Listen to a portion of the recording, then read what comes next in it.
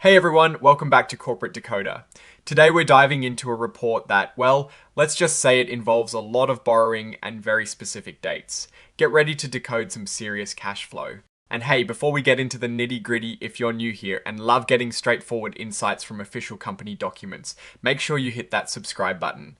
Also, we've got a thriving community over on Discord with the link in the description below. Come join the conversation. So, what is the big news here? NETSTREIT Corp, a company that deals with real estate investments, just signed a pretty substantial loan agreement. Think of it as taking out a big business loan, but on a much larger scale. And with multiple lenders involved, this filing at 8K is basically their way of telling the public about this major financial event as soon as it happens. The main player here is NETSTREIT Corp, and their operating arm NETSTREIT LP. They've just secured a new term loan agreement with PNC Bank. This isn't just a small loan to get them through a rough patch. This is a strategic move to fund their operations and future growth. Let's break down this new term loan agreement. It is essentially a large sum of money that NETSTREIT LP has agreed to borrow, with NETSTREIT Corp also playing a role, likely as a guarantor. And guess who is looking to borrow? NETSTREIT, of course. They are borrowing a total of up to $450 million.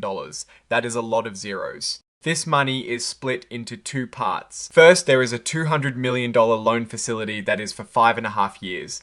This part was fully funded right away. So as of the 25th of September 2025, they received the full $200 million. This loan is set to mature in March 2031. Then there is another facility for $250 million, but this one stretches out for 7 years. Now, here is where it gets interesting. Of that $250 million, only $100 million was handed over on the signing day. The remaining $150 million is available to be drawn down later, but only until September 2026.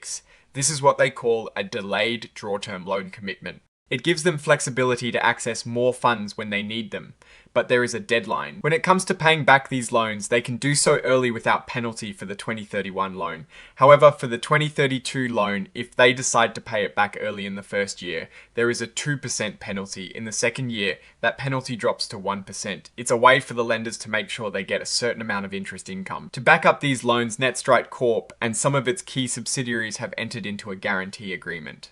This means they're all on the hook to repay this money, not just NETSTREIT LP. This is pretty standard for corporate lending, ensuring that the lenders have multiple avenues to recover their funds if things go south. Now, let's talk about interest rates. This is where it gets pretty technical, but the core idea is simple. The interest rate NETSTREIT pays will depend on two main things: their creditworthiness, specifically if they achieve an investment grade rating, which is like a gold star for financial responsibility, and their consolidated total leverage ratio. This ratio basically measures how much debt they have compared to their earnings. Before they get that investment grade rating, the interest rates are based solely on that leverage ratio.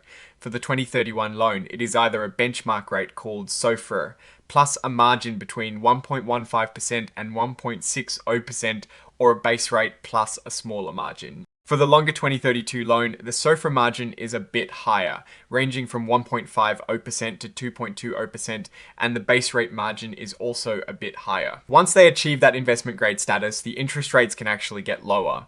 The SOFR margin for the 2031 loan could drop to as low as 0.80%, and for the 2032 loan, it could be as low as 1.15%. This incentivizes companies to maintain strong financial health and a good credit rating. It is a significant financial incentive to get your house in order. Remember that $150 million that is available later? Well, there is a ticking fee on that outstanding commitment. Starting 90 days after the loans were signed, they'll be paying a small fee of 0.20% per year on the unused portion of that delayed draw. It's a charge for having the money available but not yet using it. Here is a crucial detail for managing risk. NETSTREIT has already locked in the interest rate for the entire 2031 loan. As of the 1st of October 2025, the all-in rate, meaning everything included, is 4.59% per year. This provides a lot of certainty about their future interest payments. They may also partially hedge the 2032 loan, covering $200 million at an all, in rate of 4.92% per year. However, there is still $50 million of the 2032 loan that is currently unhedged, meaning its interest rate will fluctuate with market conditions. Like most big loan agreements, this one comes with strings attached. There are what are called covenants, which are basically promises the company makes. Some are positive, meaning they have to do certain things, and others are negative, meaning they promise not to do certain things. For instance, they can't just go out and pledge their assets as collateral for other loans without following specific rules. Also, their subsidiaries have limitations on taking on certain kinds of debt. And then there are the financial covenants. These are specific financial metrics they must maintain. The big ones include keeping their leverage ratio, which is how much debt they have relative to their earnings, under control. They also need to maintain a certain fixed charge coverage ratio, which means they need to be able to comfortably cover things like interest payments and preferred dividends with their operating income. There is also a secured leverage ratio and a minimum tangible net worth, which is basically the book value of their assets minus their liabilities. Failing to meet these can trigger a default. Speaking of defaults, the agreement lists several triggers. These include not paying back money when it is due, breaking any of the promises we just talked about, or if their financial statements are found to be inaccurate. It also covers things like defaulting on other significant debts, bankruptcy, major lawsuits, or a change in control of the company. If any of these happen, the lenders can demand all the money back immediately. Bankruptcy triggers an automatic acceleration of the debt. Now, this new loan wasn't the only thing happening. NETSTREIT also made some amendments to its existing credit agreements. Think of these as small tweaks to other loan deals they already have in place. They've updated agreements with Wells Fargo, another PNC credit agreement, and a loan with Truist. The main change here seems to be removing something called the SOFR credit spread adjustment. This is a technical detail that adjustments the benchmark interest rate, and its removal likely simplifies the calculation of interest for these older loans, possibly in response to changes in how SOFR is applied, or for better alignment with the new loan. As part of these amendments, the company and its subsidiaries once again confirmed their commitment to guarantee these older loans. This is to ensure that the security for these existing credit lines remains in place even as they bring on this new, larger loan. This section is basically the menu for the supporting documents. It lists all the exhibits filed with the SEC.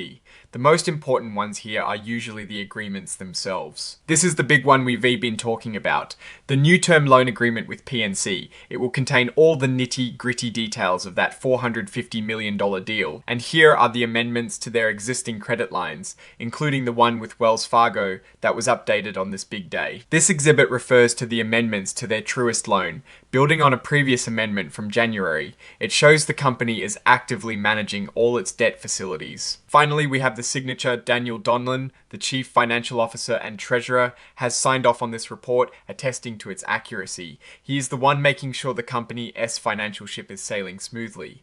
So, what is the story here? NETSTREIT is taking on a significant amount of debt, over $400 million. In fact, this signals a major push for growth or expansion. They reusing a mix of immediate funding and delayed draw capabilities, which shows they have a strategic plan for deploying this capital over time. The interest rate structure, especially the shift after achieving an investment grade rating, highlights their focus on maintaining financial discipline. However, with any large debt facility come risks. The financial covenants will be critical to monitor. If NETSTREIT struggles to meet those leverage or coverage ratios, it could lead to serious problems. The fact that a portion of the new loan is unhedged also introduces some exposure to interest rate fluctuations.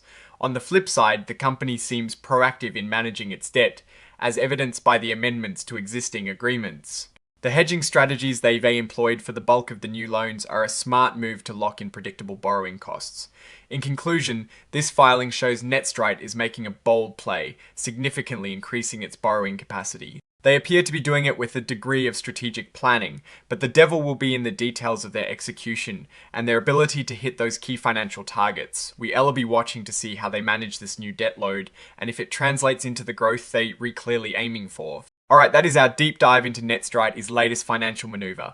What is your take on this massive new loan? Does it signal strength or potential risk for the company? Let us know your thoughts in the comments below. If you found this breakdown helpful, please give this video a thumbs up. It really helps us out, and of course, subscribe for more corporate insights. Don't forget to join our Discord community for even more discussions. Link in the description. Thanks for watching, and we'll see you on the next episode of Corporate Decoder.